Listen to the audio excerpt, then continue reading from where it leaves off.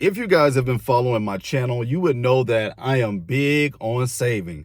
I would call myself much more of a saver than I am spender, than I am high income earner. I just love saving. I know saving is not the only route to riches and building wealth, but it's something that I've just become good at over time because I've gotten so used to living within my means and not overspending and not overpaying for stuff that I don't really need. So I've talked about this book a ton in the past, and I want to give it another highlight on today's video, and that is The Richest Man in Babylon. Guys, this book, I'm telling you, this book, if you're serious about becoming a saver, if you're serious about learning what savings is and how to get started and building that habit of savings, there's no way that you can't read this book. There's no way that you won't at least give this book a try. I'm going to go ahead and read the back a little bit. Like I said, I've covered this book on the channel before, but I cannot overstate how important it's been as a reminder to me in my saving journey and a reminder to me to just be smart with the money that I earn. They always say it's not about what you earn, it's about what you keep. Even though in today's economy, it might be a little bit of both. But these are some of the financial principles laid out in this book. Number one, pay yourself first. That's something that I talk about all the time on the channel. Number two, don't trust a bricklayer to buy jewels, aka don't get caught up in other people's excitement. Go seek the experts instead. So this is why I say, don't just grab the latest thing just because it's the latest thing because people are excited about it. Do your research, put in your due diligence, put in your sweat equity, and go learn about that in which you are about to invest in, whether it be cars, other business ventures. Don't just follow the hype just because there's hype. You guys got to be a little bit smarter than that.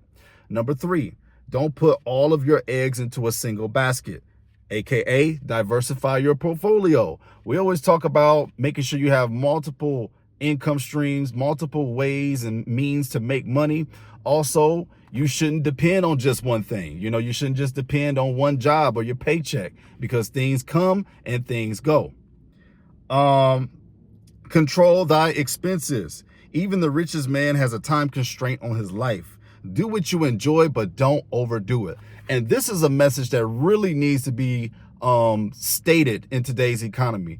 Too much YOLO going on, too much you only live once and, buy the car you want or do the dream thing you want. That's true to a degree, but guys, you gotta have control and you gotta have accountability. You just can't be out here running wild and running crazy because you might actually make it to that older age. And then that older you is going to have to answer for the things that the younger you have done. So always keep that in mind. And number five, increase your ability to earn. As we all know, skills pay the bills. So whatever you're good at, try to become better at it. Whatever you're decent at, try to become good at it.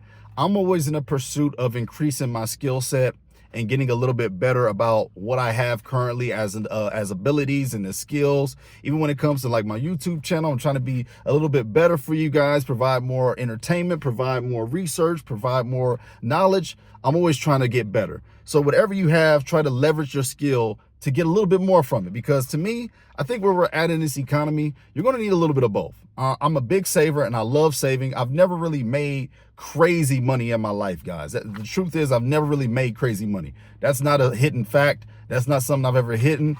I've never made nothing too crazy in my life. I've always got through and got my wealth from just saving, budgeting, hardcore grinding, and, working my tail off. But there was a part in this book that I really loved. It talked about the 7 remedies to curing broke. And I think that chapter is one of the most profound chapters in any books I've ever read, because this book breaks down 7 different remedies all the way from investing and saving and making more money in an attempt to get you to look at your financial portfolio in a different light, rather than just looking at it for today, but rather looking at it for years and years and years to come. One of my other favorite parts in here was, let me see, right here. This too, when we get started on these financial goals, guys, we always act like things are out of reach, when in reality, all it takes is 30 days to build a habit. So if you can commit yourself for 30 days to just stick with something, you can start building the building blocks of success. You don't have to remain stagnant and remain like the goal is too far outside of your reach. It doesn't have to go like that. It says right here, who can be successful in acquiring money? Who are the favorite ones who can escape the grind of making ends meet and enjoy all the benefits offered by a well-filled perch? purse. Are they only those with miserly natures, the penny pinchers? Not at all.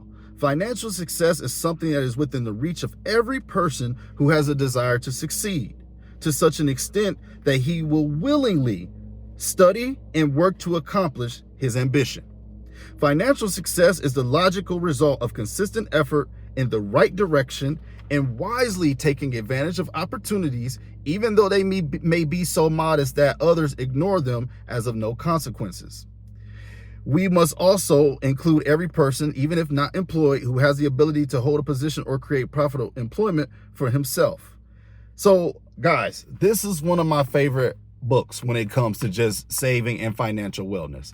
I mean, I can't recommend it enough. Let me know down in the comment section if you've actually checked this book out. As you guys know, I like to pop in every now and then and give a book recommendation. So nothing too crazy for today, but I just wanted to help you guys and point you in the right direction, as I really love doing that in my channel.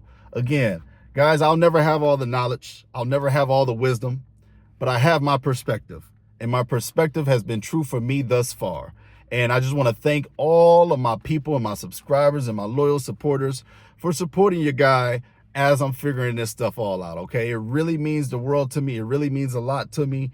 And I just recognize that so many folks have no idea what financial literacy is. So many people think that saving is sacrificing, when in reality, saving is creating more for you. Saving is bringing out more of your money, is making your money go a bit further than just tomorrow or just even for the day, just for the present moment. It's setting you up for future success. And this all starts with a mindset shift. But this shift is so hard to happen because it's not talked about enough. It's not drilled enough in our society. They only drill about what we can spend. They only drill about the statuses that we have. But no one wants to sit down and have book club and talk about books all day. Nobody wants to point you in the direction of this stuff, man. And even if you like this book, don't like this book, my goal for you is at least start reading some type of financial book this year. If you haven't read a financial book all year and we're halfway through the year, you got to do me a favor. You got to try to read your first financial book. It can be in anything that you're interested in: getting out of debt, saving money, budgeting your money, learning how to save, earning more money, increasing your skills. You got to do me a favor, and you got to do one financial related thing this year when it comes to reading. All right? Can y'all promise me that? You can at least give me that. Come on. But if you've already read a book this year, let me know what book it is so that we can share it with the community. God bless you guys, and thank you for supporting the channel. Peace.